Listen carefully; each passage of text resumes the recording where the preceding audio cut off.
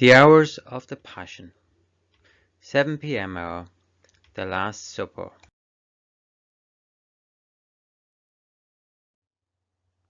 Preparation before each hour. O my Lord Jesus Christ, prostrate in your divine presence, I implore your most loving heart to admit me to the sorrowful meditation of the 24 hours in which, for love of us, you wanted to suffer so much in your adorable body and in your most holy soul unto death on the cross.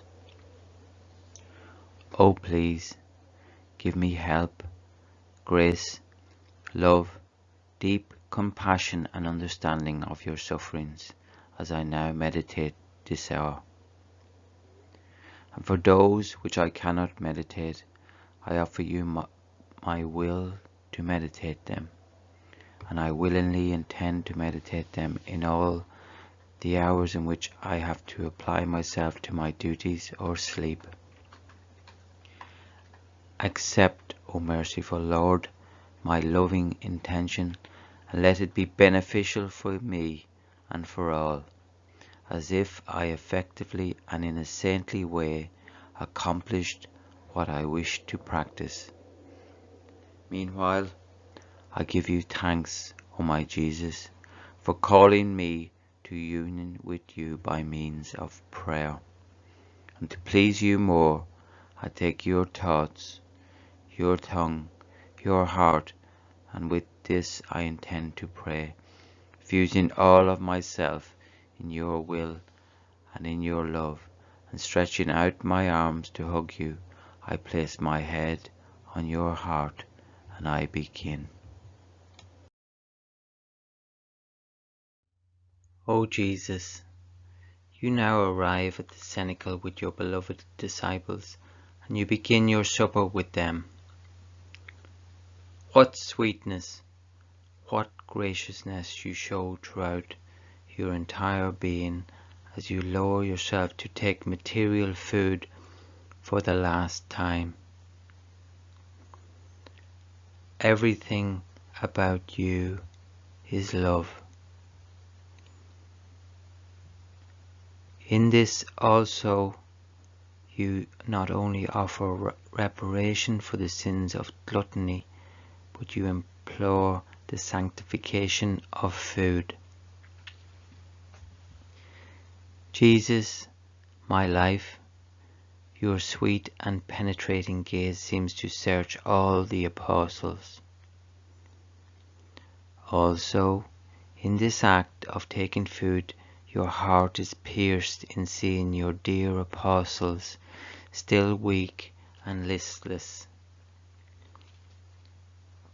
especially the perfidious Judas, who has already put one foot in hell.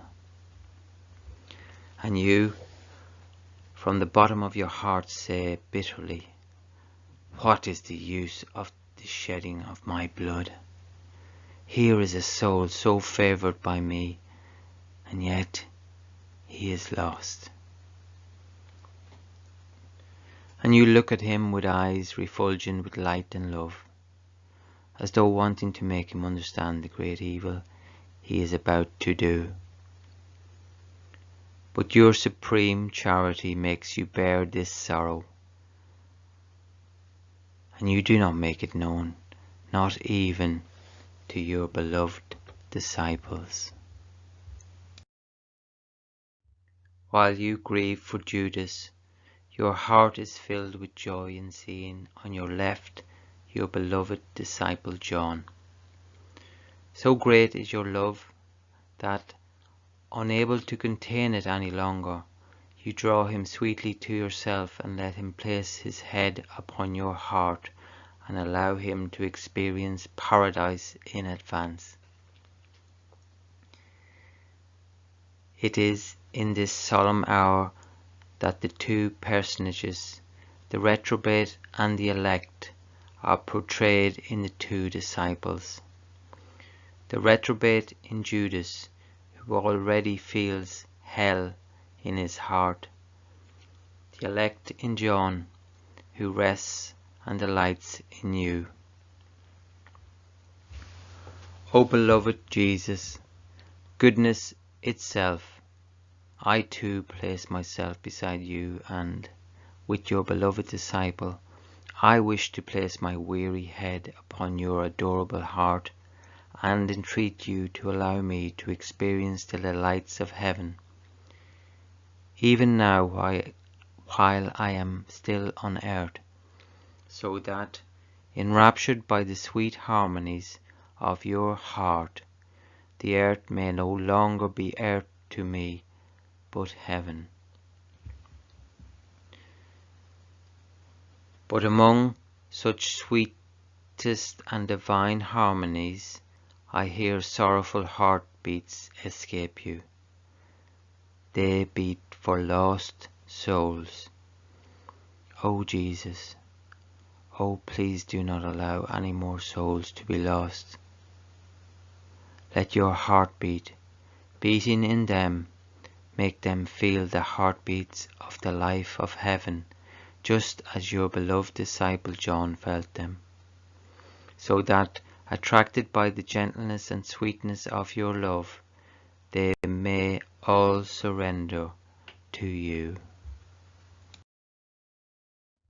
O Jesus, as I rest upon your heart, allow me to partake of the food you gave to your apostles, the food of love, the food of the divine word, the food of your divine will. O my beloved Jesus, do not deny me this food which you so much desire to give me, so that your very life may be formed in me. Beloved Jesus, goodness itself, while I remain close to you, I see that the food of which you partake along with your dear disciples is none other than that of a lamb. This is a figurative lamb, just as this lamb hasn't any vital humour left in it on account of the consuming fire, so you, the mystical lamb, having to consume yourself completely for souls in love, will not even keep one drop of blood to yourself, but will pour it all out for love of us. O Jesus, there is nothing you do which does not vividly portray your most sorrowful passion, which you keep always present in your mind, in your heart, and in everything. This teaches me that if I, too, had the thought of your passion before my mind and in my heart, you would never deny me the food of your love. How much I thank you for this. O my Jesus, not one act escapes you that does not benefit me or intend to extend to me a special blessing. So I beseech you to make your passion always present in my mind, in my heart, in my gazes, in my steps, and in my pains. By this means, wherever I turn, I will always find you present in me, on the inside and out. And may you grant me the grace never to forget what you have done and suffered for me. May this be the magnet which, drawing my whole being to you, never again permits me to distance myself from you. Reflections and Practices by Saint Hannibal de Francia. Before taking food, let us unite our intentions with those of our beloved and good Jesus, by imagining having Jesus' mouth in place of our own, with Jesus operating with us through our tongue and cheeks. By operating in this way, we will not only draw the life of Jesus Christ into ourselves, but we will unite ourselves with him in order to give to the Father the complete glory, praise, love, thanksgiving, and reparation that souls owe him, and which Jesus himself offered in the act of taking food. Let us also imagine being at table beside Jesus, looking at him one moment, then asking him to share a bite with us, kissing the hem of his mantle, then contemplating the movements of his lips, gazing upon his celestial eyes, then noticing the sudden anguish in his most lovable face when he foresees so much human ingratitude. We should imitate beloved Jesus, who spoke about his passion during his supper, by reflecting on how we meditated upon the hours of the passion while we partake of food. As the angels carried Jesus' acts from earth to the Father in heaven to somehow mitigate his just indignation for the many offences he received from souls, so the angels hang on to our every words to gather our prayers and reparations and take them to the Father. And when we pray, can we say that the angels are pleased, and that we have been so recollected and reverend that they are able to joyously carry our prayers to heaven, just as they carried the prayers of our Jesus to heaven? Or are the angels rather left sad? While afflicted Jesus was taking food, he remained transfixed at the sight of the loss of Judas, and in Judas he foresaw all souls who were to be lost. Since the loss of souls is the greatest of his sorrows, unable to contain it, he drew John to himself to be consoled. In the same way, we should remain always close to Jesus, like John, offering him compassion and comfort in his sorrows, and giving him rest in our hearts.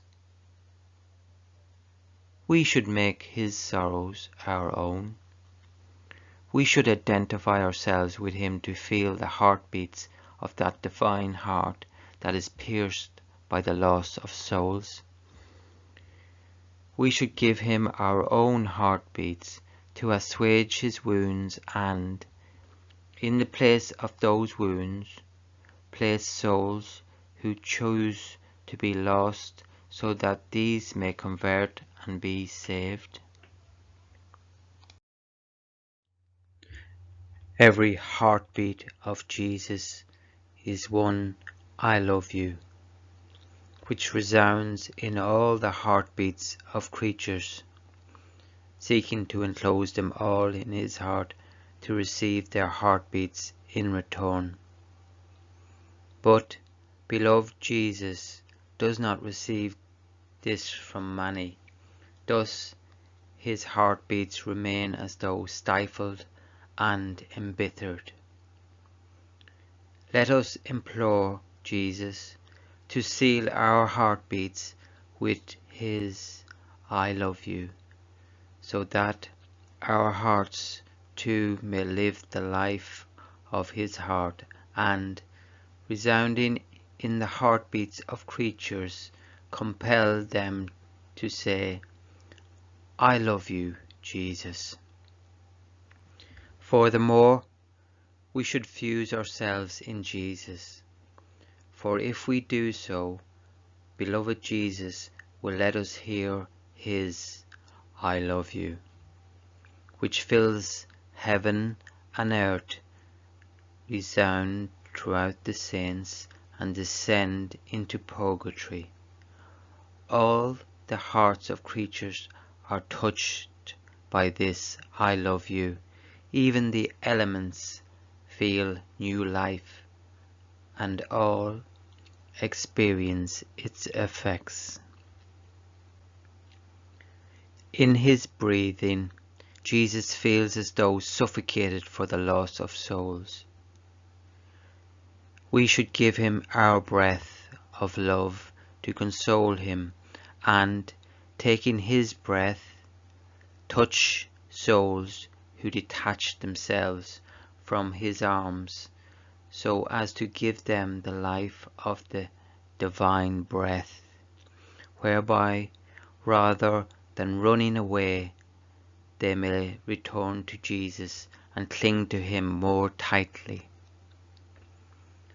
When we are in pain and almost feel that we cannot breathe freely, let us think of Jesus, who contains the breath of all souls in his own breath. For as souls become lost, he too feels his breath snatched away. So, let us place our sorrowful and laboured breath in the breath of Jesus in order to console him. And let us run after the sinner with our sufferings so as to compel him to enclose himself in the heart of Jesus. My beloved Jesus, may my breath be a continuous outcry to the breath of every soul, compelling it to enclose itself in your breath. The first word that beloved Jesus pronounced on the cross was a word of forgiveness to justify all souls before the Father and convert justice into mercy. We should give Jesus our acts to pardon sinners, so that, moved by our apologies, Jesus may not allow any soul to go to hell. We should unite with Jesus as sentries of the hearts of souls, so that nobody may offend him. We should let Jesus pour out his love on us and willingly accept all that he may dispose for us in separateness, callousness, consternation, oppressions, temptations, distractions, slanders, illnesses, and so forth, so as to console him in all that is thrust upon him by others. It is not by love alone that Jesus pours himself out in souls. Many times, when he feels the coldness of souls, he goes to another soul and makes it feel the coldness he feels, so as to be comforted through this soul. If the soul accepts this from Jesus, he will feel relieved from all the coldness of souls, and this coldness will serve as the means to guard someone else's heart, so that beloved Jesus may in turn be loved. At other times, Jesus feels the callousness of hearts within his own, and, unable to contain it, he seeks to pour himself out and comes to us. He touches our heart with his heart, making us share in his pain. Making his pain our own, we should place it around the heart of the sinner in order to melt his callousness and win him over to God. My beloved Jesus, you suffer greatly for the loss of souls. With compassion, I place my being at your disposal. I will take your pains and the pains of sinners upon me, leaving you comforted and the sinner clinging to you. O my Jesus, please make my whole being melt with love, so that I may be a continuous consolation to console you in all bitterness you experience.